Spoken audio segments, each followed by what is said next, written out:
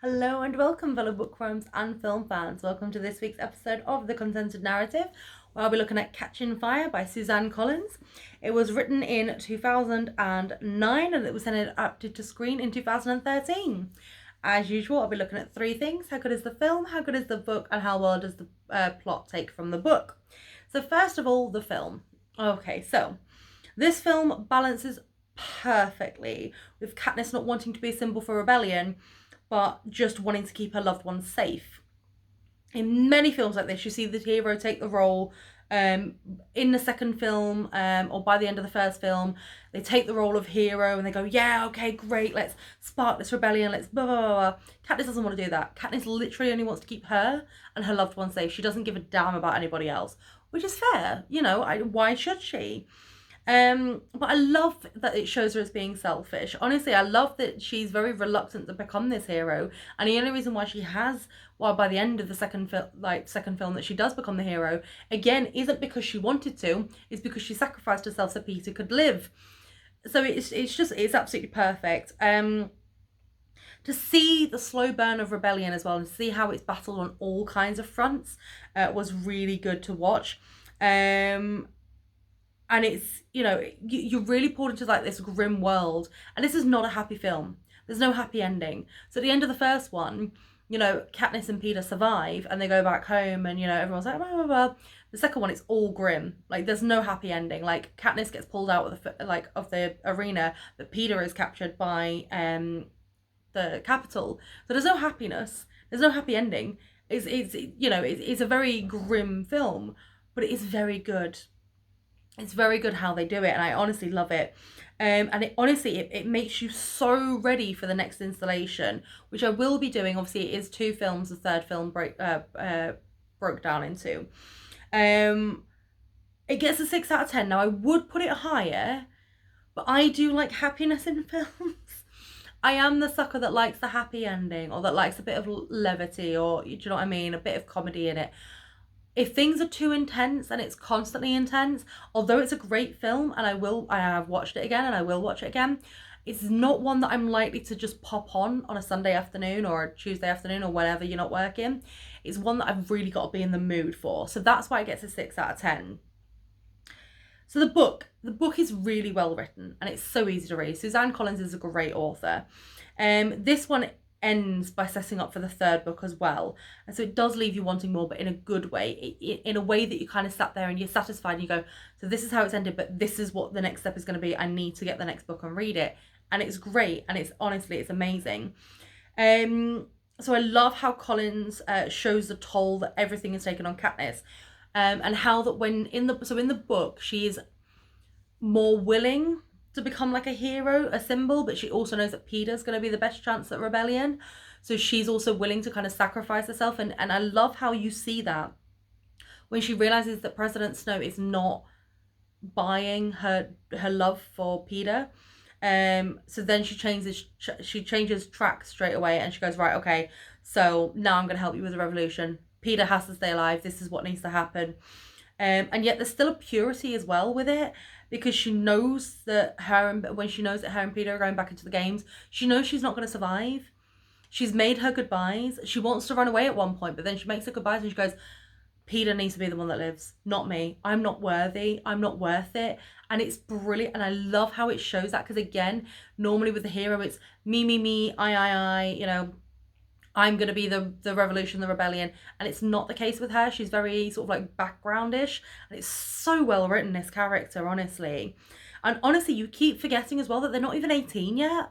Like, Peter and Katniss, they were only like 14, 15 in the previous book. So they're only really like 16. They're basically still children.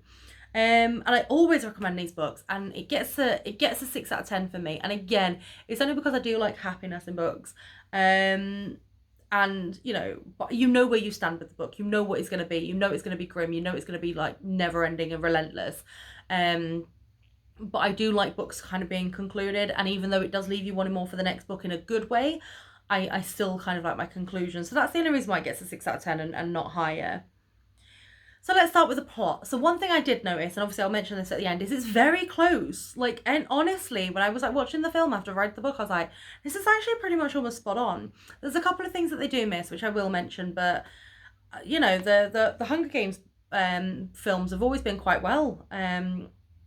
So anyway, so the book starts with Katniss on her own collecting animals from the traps, but the film starts with Katniss and Gale hunting outside District 12, discussing the future.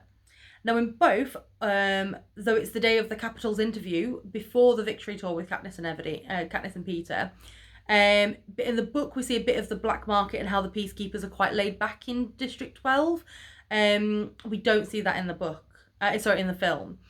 In both, though, we do see Katniss go and wake Haymitch up with freezing cold water, because he's drunk, and Peter, who they seem chilly with each other because they don't know how to act with each other because they're supposed to be all in love in the games, and then they've come home and they're like, Peter loves Katniss, but Katniss doesn't love Peter, not in the way that he wants her to. So anyway, in both, she sort of like, she then goes back home after her morning of like hunting and everything, and President Snow is sat waiting to have a very frank discussion with her.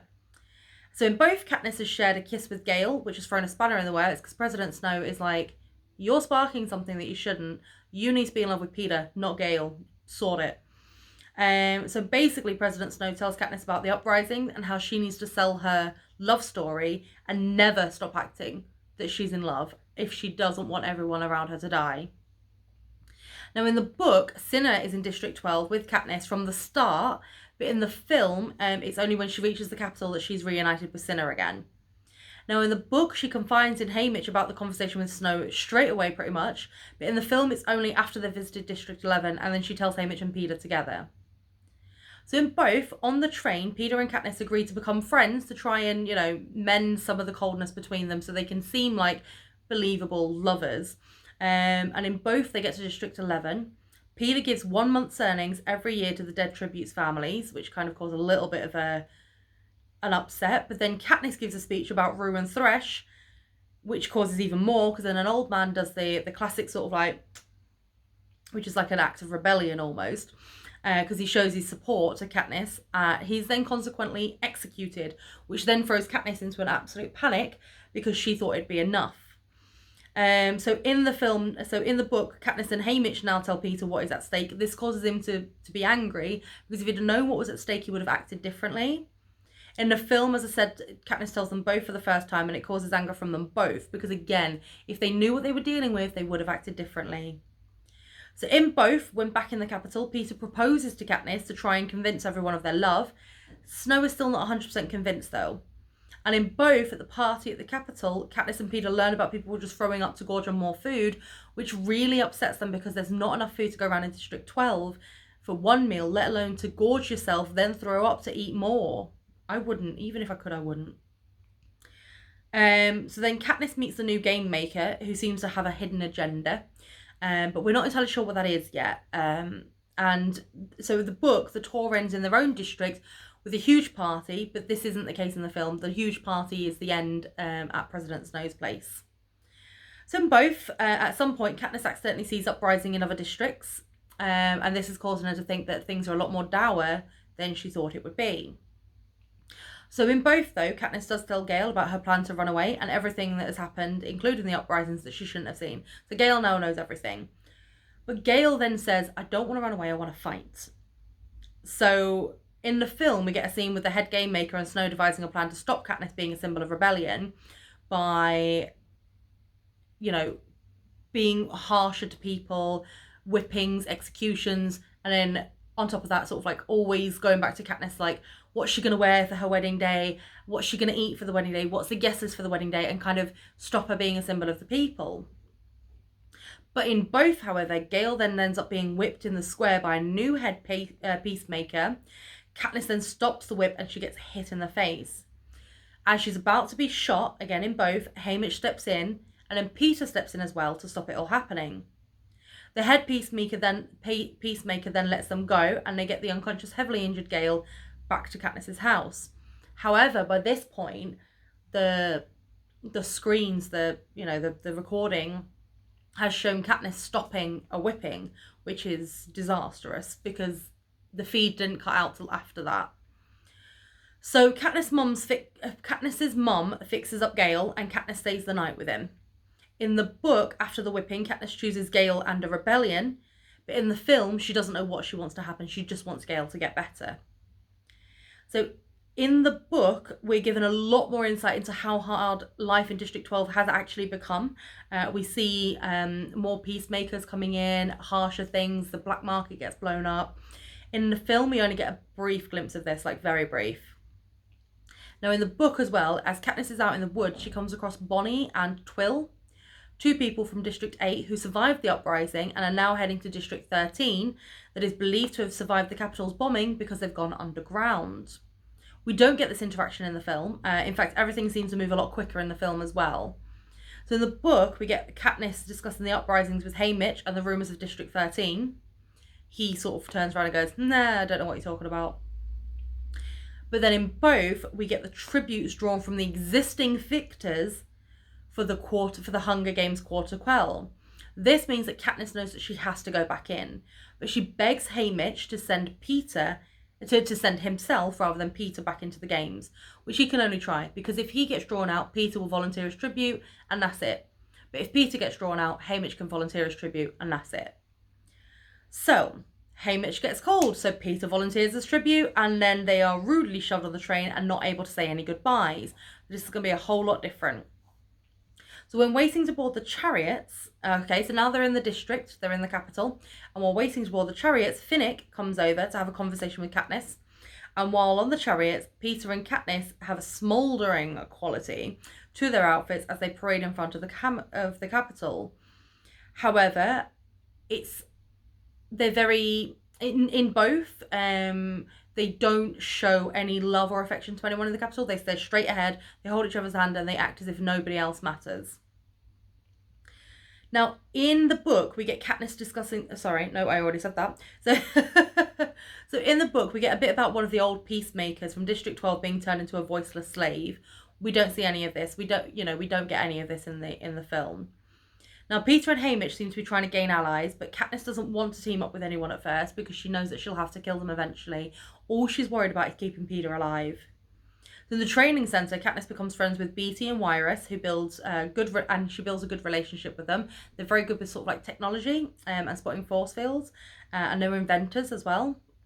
She also makes friends with Madge, who is the very, very old district and Finnick's counterpart in the games. So when given the chance to... So she then sort of like goes in and does her shooting with a bow and arrow, and she impresses everyone so much that they're all begging to be an ally with Katniss. And obviously Katniss is like, no, I want Wyrus, Beetee and Madge, which makes no sense, but... So then she's given a chance to show her talent in front of the judges, as it were, and the game makers. And what she does is she hangs a dummy from the ceiling with the word Seneca Crane written on it, because he's the one that ran the previous games and he ended up dying for what he did. So that's her basically saying, nah, up yours. But Peter as well paints Rue on the floor before she goes in. So she goes in, when she goes in the film, she sees Rue still on, like, painted on the floor by Peter, and that pushes her to do it. In the book, it's wiped away, but she finds out later from Peter that that's what he did. So they're both ruffled feathers. So in the interviews now, the tributes keep discussing their distress and the fact that they keep having to go back in the games and they're not happy. Katniss goes on in a wedding dress, but Cinna has amended it so that when she twirls, she then becomes a mockingjay, which is obviously what her pin is and what the symbol of the rebellion is. Peter then tells everybody that they're married already at home, and that Katniss is actually pregnant. This causes outrage, as Caesar is trying to get it all under control to find out what's going on. All the tributes hold hands and raise it up to show that they're united, and then the lights cut. So this is kind of causing now a bit of a rebellion in the capital as well. It's bringing home to them what's going on. Now, there is then a strained environment as President Snow knows what's going on. And that's why all goodbyes are hurried and they try to rush the others, basically. As they go into the arena, Katniss is about to rise, and but they stop her for a bit so that she can then see Cinna being beaten within an inch of his life and arrested by peacemakers.